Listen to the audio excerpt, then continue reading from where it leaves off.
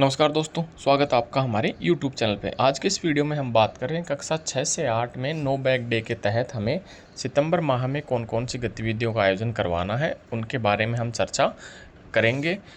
No bag day के तहत कक्षा 1 से 5 की जो गतिविधियाँ वो अलग होती हैं, 6 से 8 की अलग और 9 से 12 की अलग अलग गतिविधियाँ होती हैं। इसलिए हम इस वीडियो में सिर्फ कक्षा 6 से 8 में आयोजित की जाने वाली गतिविधियों की बात कर रहे हैं। तो आइए शुरू करते हैं इस वीडियो को। हम बात करते हैं सितंबर माह में कक्षा 6 से 8 में कौन सी गतिविधियों का आयोजन करवाना है। कक्षा 6 से 8 को दिशा समूह में रखा गया है। इसकी थीम जो है वो आओ राजस्थान को जाने। जो गतिविधि का नाम है वो है मेले और त्यौहार, और ये राजस्थान से संबंधित ही है, जिसमें जो राजस्थान में कौन कौन से मेले हैं और कौन कौन से त्यौहार हैं उसके बारे में उनसे चर्चा करनी है और उनसे संबंधित जो भी गतिविधि है उनका आयोजन करवाना है। गतिविधि का उद्देश्य है इसका विद्यार्थी राजस्थान के जो प्रमुख मेले हैं वो और जो त्यौहार के बारे में उनके बारे में उसे जानकारी प्राप्त होना। आवश्यक सामग्री इसके लिए चार्ट लें, कलर, पेन, वेशभूषा, अलग अलग जो है मेज, कुर्सी, माइक और प्रस्तुति के लिए आवश्यक सामग्री, ये सब हमें रखनी है साथ में। शिक्षक हेतु निर्देश जो हैं, शिक्षक गतिविधि से पूर्व राजस्थान के जो प्रमुख मेले और त्यौहार के बारे में गहनता से अध्ययन करेंगे एवं आवश्यकता अनुसार उनकी सूची बनाएंगे, जिसे बच्चों को गतिविधि के दौरान उनके बारे में बताया जा सके। गतिविधि के आयोजन के चरण, विद्यार्थियों को सबसे पहले हम विभिन्न समूहों में विभाजित किया जाएगा।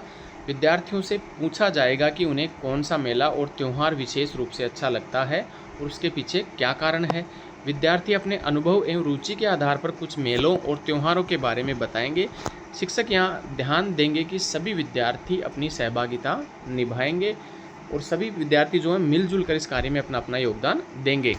प्रत्येक समूह एक एक राजस्थानी मेले तथा त्यौहार के विषय में अपना प्रस्तुतिकरण देंगे, जिसके आधार पर शिक्षक विजेता समूह का चयन करेंगे।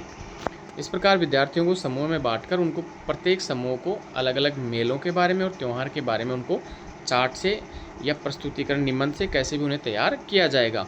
प्रस्तुतिकरण के अंतर्गत विद्यार्थी कहानी, नाट्य, अभिनय, गायन, चार्ट प्रदर्शन आदि किसी भी माध्यम से वो चयन करने हेतु स्वतंत्र होंगे, यानी वो किसी भी माध्यम से इन त्यौहार या मेलों के बारे में वो बता सकते हैं।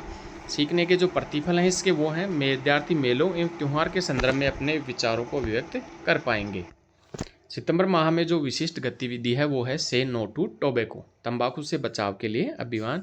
इस गतिविधि का नाम होगा तंबाकू रोधी अभियान, और ये जो मैन है इसमें पत्र लेखन का कार्य होगा। आवश्यक सामग्री है प्रोजेक्टर, लैपटॉप या कंप्यूटर, स्पीकर और सादे कागज यदि हो तो, अन्यथा आप फ्लेक्सी सीट जो होती है वो, बैनर, पोस्टर इत्यादि सामग्री का भी हम उपयोग कर सकते हैं। शिक्षक निर्देश, शिक्षक तंबाकू के दुष्प्रभाव के बारे में विद्यार्थियों को विस्तार से अवगत करवाएंगे। अब हम बात करें इसमें गतिविधि के चरण। शिक्षक विद्यार्थियों के समक्ष तंबाकू रोधी अभियान से संबंधित सामग्री, बीड़ी, सिगरेट, गुटखा, तंबाकू युक्त दंत मंजन इत्यादि के दुष्प्रभाव के पोस्टर इत्यादि का विद्यार्थियों के सामने प्रस्तुतिकरण करेंगे, और ये प्रस्तुतिकरण स्लाइड शो के माध्यम से किया जा सकता है बच्चों के सामने, लघु फिल्म दिखाकर, या जो फ्लेक्स सीट है उसके माध्यम से शिक्षक विद्यार्थियों को इनके बारे में बता सकते हैं।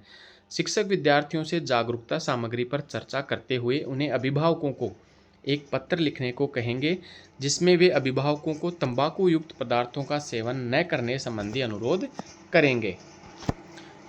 अगर हम इस थीम से बात करें कि सीखने के प्रतिफल क्या है इस थीम के, तो विद्यार्थी तंबाकू सेवन के दुष्परिणामों से परिचित हो सकेंगे। विद्यार्थियों में तंबाकू रोधी अभियान के प्रति सकारात्मक दृष्टिकोण विकसित हो पाएगा। इसके बाद सितंबर माह की अगली हमारी थीम है भाषाई समझ से अभिव्यक्ति की ओर अग्रसर। गतिविधि का नाम है पता लगाओ कौन छुपा है। इस जो गतिविधि के अगर उद्देश्यों की बात करें तो वो है विद्यार्थी में शब्दों को व्याकरण की दृष्टि से पहचान कर भाषा की समझ को बढ़ाना, विद्यार्थियों को वाक्य निर्माण में व्याकरण शब्दों की संरचना को समझना। आवश्यक सामग्री, कागज की पर्चियाँ जिन पे हमें लिखना है कुछ शब्द, पुस्तकालय की पुस्तकें और टोकरी या बॉक्स।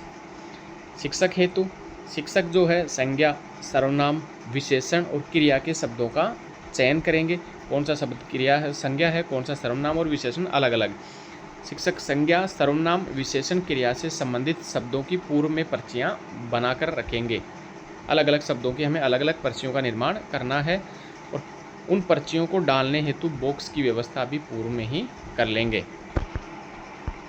अब इस प्रकार गतिविधि हमें किस प्रकार करवानी है, विभिन्न प्रकार के जो हैं संज्ञा, सर्वनाम, विशेषण, क्रिया, उनकी पर्चियाँ बनानी है हमें अलग अलग।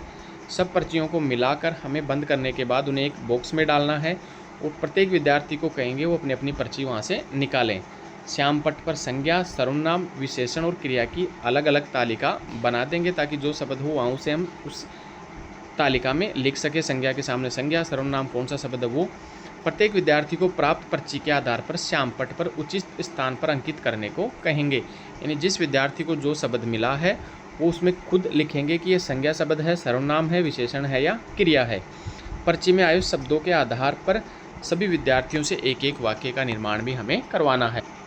इस प्रकार हम बच्चों को संज्ञा, सर्वनाम, विशेषण और क्रिया की पहचान करने की क्षमता का विकास उसमें हम कर सकते हैं। इसी माह में है, सितंबर माह में जो अन्य गतिविधि है वो है हिंदी दिवस, क्योंकि हिंदी दिवस भी इसी महीने में है, तो उसके लिए भी हमें एक निबंध प्रतियोगिता का आयोजन करवाना है। इसका उद्देश्य जो है विद्यार्थियों को हिंदी भाषा के महत्व और उसकी उपयोगिता के बारे में अवगत करवाना है। विद्यार्थियों में लेखन कौशल और व्यापक समझ का विकास करना है। आवश्यक सामग्री जो निबंध के लिए है वो pen, paper, chart, notebook, colour आदि। शिक्षक निबंध के विषय में का चयन करेंगे। शिक्षक सुनिश्चित करें कि निबंध हिंदी भाषा में ही हो। गतिविधि के चरण, सभी विद्यार्थियों को आवश्यक सामग्री है जो निबंध प्रतियोगिता के उसके साथ कक्ष में बैठाया जाएगा। शिक्षक द्वारा सभी विद्यार्थियों को निर्धारित विषय पर कम से कम 300 शब्दों में निबंध लिखने हेतु निर्देशित किया जाएगा। जो इसके लिए समय है वो 30 मिनट निर्धारित किया गया है। निबंध लेखक के पश्चात शिक्षक द्वारा विद्यार्थियों के निबंध को जांचकर उन्हें प्रथम, द्वितीय व तृतीय स्थान प्राप्त विद्यार्थियों को उनको प्रोत्साहित भी करना है। इसके जो प्रतिफल हैं वो हैं विद्यार्थियों में हिंदी भाषा का महत्व और जो उसकी उपयोगिता है उसका विकास हो पाएगा। विद्यार्थियों में लेखन कौशल और व्यापक समझ विकसित हो पाएगी। इस प्रकार हिंदी दिवस पर हमें एक निबंध का आयोजन करवाना है विद्यार्थियों से, और जो उनमें प्रथम, द्वितीय और तृतीय स्थान आए उन्हें प्रोत्साहन भी करना है। इसके बाद सितंबर माह में जो अगली गतिविधि है वो है थीम स्वस्थ राजस्थान, सशक्त राजस्थान। गतिविधि का नाम है अच्छी आदतें। गतिविधि का उद्देश्य है विद्यार्थियों में अच्छी आदतों का विकास करना, और इसके लिए आवश्यक जो सामग्री है वो पेन, पेपर, मार्कर। इसमें सभी विद्यार्थियों की सहभागिता हमें सुनिश्चित करनी है। इसके जो चरण होंगे किस प्रकार हमें करना है, शिक्षक विद्यार्थियों से उनकी आदतों पर चर्चा करेंगे, उनमें कौन कौन सी आदतें हैं। प्रत्येक विद्यार्थी कम से कम अपनी एक आदत को लिखकर जो बॉक्स है उसमें डालेगा। शिक्षक श्याम पट्ट को अच्छी व बुरी आदतों के 2 भागों में विभाजित करना है। शिक्षक द्वारा प्रत्येक पर्ची को निकालकर उस पर अंकित आदत को पढ़कर विद्यार्थियों से चर्चा करते हुए अच्छी या बुरी आदतों में उनका वर्गीकरण किया जाएगा। विद्यार्थियों को अच्छी आदत के निर्माण हेतु प्रोत्साहित भी किया जाएगा ताकि उनमें अच्छी व्यापक समझ आए कि कौन सी बुरी आदत और कौन सी अच्छी आदत है। इससे जो बच्चे को सीख मिलेगी वो ये है कि विद्यार्थी अच्छी आदतों के निर्माण हेतु सजग हो जाएंगे। इस प्रकार सितंबर माह में कक्षा 6 से 8 में हमें इन गतिविधियों का आयोजन करवाना है और इन सभी का रिकॉर्ड हमें संधारित भी करना है।